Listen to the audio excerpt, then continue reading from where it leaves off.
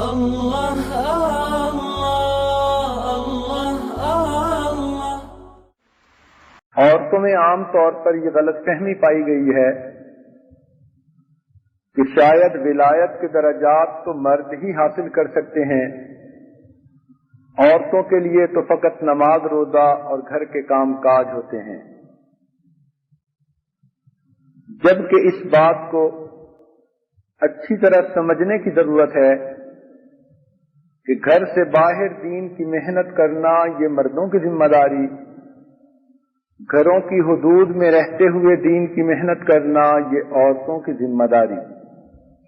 جس طرح مردوں کے لیے دین کا علم حاصل کرنا ضروری ہے، اسی طرح عورتوں کے لیے بھی دین کا علم حاصل کرنا ضروری ہے۔ چنانچہ ہمارے آقا و سردار نے ارشاد فرمایا،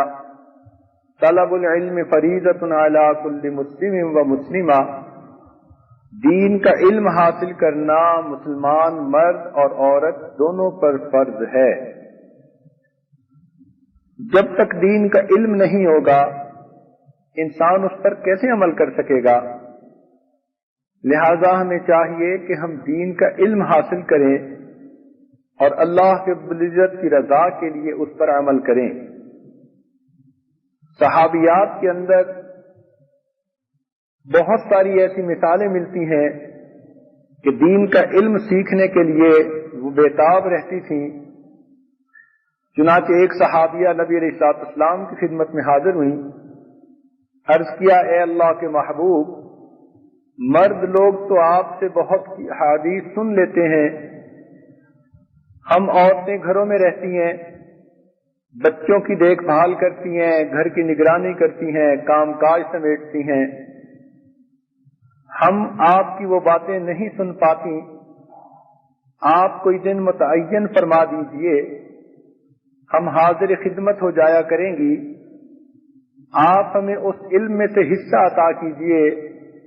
جو آپ کو اللہ رب العزت نے عطا فرمایا۔ چنانچہ نبی علیہ السلام نے بدھ کا دن متعین کر دیا، صحابیات جمع ہوتی تھیں اور نبی علیہ السلام پردے میں ان کو دین سکھایا کرتے تھے۔ ایک مرتبہ بات کرتے ہوئے ایک عورت نے پوچھا، اے اللہ کے نبی، مرد لوگ تو ہم سے عبادت میں آگے نکل گئے، یہ جنازہ کی نماز کے لیے آپ کے ہمراہ جاتے ہیں، جہاد میں آپ کے ساتھ حصہ لیتے ہیں،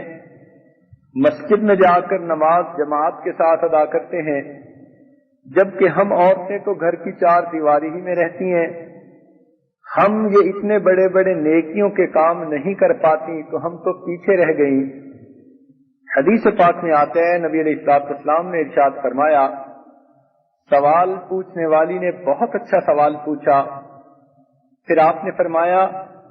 کہ جو عورت اپنے بچے کی خاطر رات کو جاگتی ہے، اللہ رب العزت اس مرد اور مجاہد کے برابر اجر دیتے ہیں جو دشمن کی سرحد پر رات کو جاگ کر پہرا دیتا ہے۔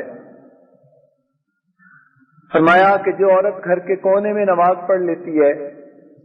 اللہ رب العزت اس کو اس مرد کے برابر اجر عطا فرماتے ہیں جو مسجد میں جا کر تکبیر اولا سے باجماعت نماز پڑھتا ہے۔ تو گویا اللہ رب العزت نے عورتوں کے لیے بھی ولایت و معرفت کے دروازوں کو کھلا رکھا۔ کوئی بھی عورت نیکوکاری پرہیزگاری پر زندگی گزارنا چاہے تو وہ اللہ کی ولیہ بن سکتی ہے، تقیہ نقیہ پاک صاف زندگی گزار سکتی ہے،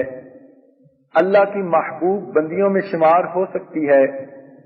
جنت کے بلند سے بلند مراتب حاصل کر سکتی ہے، اس میں کوئی رکاوٹ نہیں۔ لا الہ الا اللہ، لا